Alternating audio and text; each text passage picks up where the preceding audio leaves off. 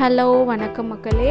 இன்றைக்கி நம்ம சேனலில் கொண்டைக்கடலை சுண்டல் பயன்படுத்தி ஒரு ஹெல்த்தியான லஞ்ச் பாக்ஸ் ரெசிபி தான் பார்க்க போகிறோம். முதல்ல நம்ம நார்மலாக வீட்டில் பயன்படுத்தக்கூடிய அரிசி ஒரு 2 கப் எடுத்து 2 தடவை தண்ணியில் நல்லா கழுவிட்டு ஒரு 20 நிமிஷத்துக்கு ஊற வச்சுக்கலாம். இப்போது ஒரு மிக்ஸி ஜாரில் 6லேருந்து 7 பல் பூண்டு சேர்த்துக்கோங்க. ஒரு சின்ன துண்டு இஞ்சி 2 கட் பண்ணி சேர்த்துருக்கேன். இப்போ இது கூட நம்ம ஒரு கைப்பிடி அளவுக்கு புதினா, ஒரு கைப்பிடி அளவுக்கு கொத்தமல்லி சேர்த்துக்கோங்க. இதில் கொஞ்சமாக தண்ணி சேர்த்து இதை நைஸாக ஒரு பேஸ்ட் பதத்துக்கு அரைச்சி எடுத்துக்கோங்க. இப்போ இது இருக்கட்டும். இப்போது ஒரு குக்கரில் ஒரு 3 டேபிள் ஸ்பூன் அளவுக்கு எண்ணெய் சேர்த்துக்கலாம். 1 டேபிள் ஸ்பூன் அளவுக்கு நெய் சேர்த்துக்கலாம். இப்போ இது எண்ணெய் நல்லா காஞ்சதுக்கப்புறமா 3 கிராம்பு, 2 சின்ன துண்டு பட்டை, கொஞ்சமாக கல்பாசி, ஒரு அரை டீஸ்பூன் அளவுக்கு சோம்பு சேர்த்துக்கலாம். அரை டீஸ்பூன் அளவுக்கு ஜீரகம், ஒரு பச்சை மிளகாய், 2 வெங்காயத்தை இந்த மாதிரி நீல வாக்கில் கட் பண்ணி இதில் நான் சேர்த்துக்கோங்க. இப்போ இந்த வெங்காயம் நல்லா பொன்னிறமாக வதங்குற அளவுக்கு நல்லா கலந்து விட்டுக்கோங்க. இப்போ இந்த ஸ்டேஜில் நம்ம அரைச்சி வச்சுருக்க இந்த புதினா கொத்தமல்லி பேஸ்ட்டை இதில் ஆட் பண்ணிக்கலாம். இப்போ இது நல்லா பச்சை வாசனை போகிற அளவுக்கு நல்லா வதக்கி எடுத்துக்கோங்க. இப்போ நல்லா வதங்கிடுச்சு. இப்போ இதில் 2 தக்காளியை இந்த மாதிரி கட் பண்ணி சேர்த்துக்கோங்க.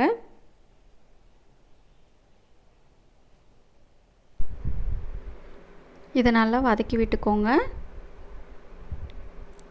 தக்காளி நல்லா மைய வதங்கி வரணும். ஸோ அதுக்காக இதில் கொஞ்சமாக உப்பு சேர்த்துக்கலாம்.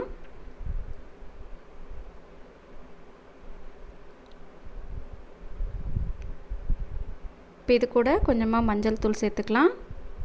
இதை நல்லா கலந்து விட்டுக்கோங்க.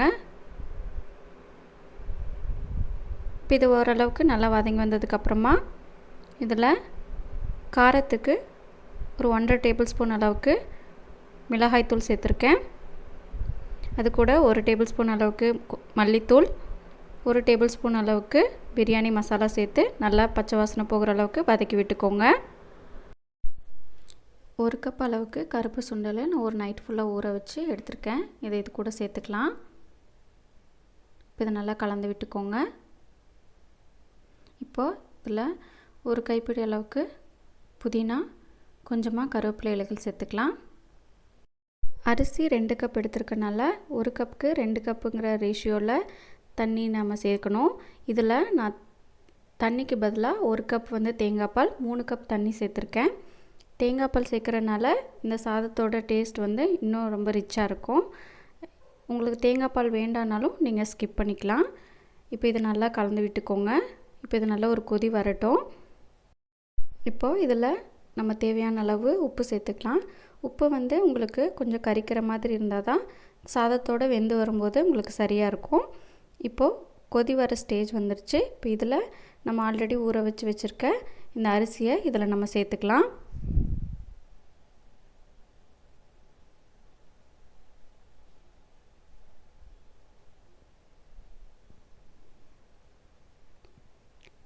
அரிசி எல்லாத்தையுமே இதில் சேர்த்ததுக்கப்புறமா இதை நல்லா கலந்து விட்டுக்கோங்க.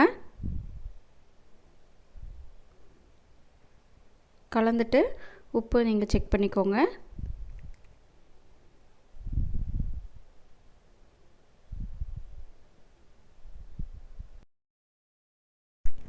சாப்பாடு ஒன்றோடு ஒன்று ஒட்டாமல் இருக்கிறதுக்காக இதில் அரை எலுமிச்சம்பழம் ஜூஸ் இதில் நம்ம ஆட் பண்ணிக்கலாம்.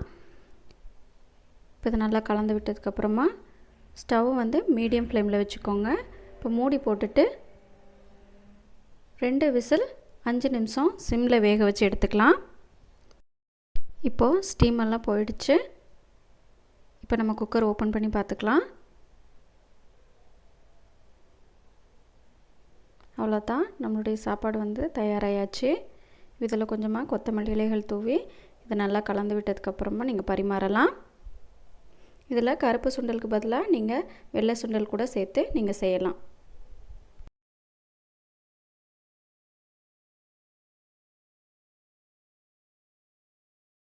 அவ்வளோதான், ஹெல்த்தியான ப்ரோட்டீன் அதிகம் நிறைஞ்ச ஒரு லஞ்ச் பாக்ஸ் வந்து நமக்கு தயாராகிடுச்சு. இந்த ரெசிபி உங்களுக்கு பிடிச்சிருந்துச்சுன்னா ட்ரை பண்ணி பார்த்துட்டு கமெண்ட்டில் எப்படி வந்ததுன்னு சொல்லுங்கள். இந்த வீடியோ உங்களுக்கு பிடிச்சிருந்தால் மறக்காமல் லைக் பண்ணுங்கள், ஷேர் பண்ணுங்கள், சப்ஸ்கிரைப் பண்ணுங்கள். மீண்டும் அடுத்த ஒரு ரெசிபியில் சந்திக்கலாம். அது வரைக்கும் பாய்.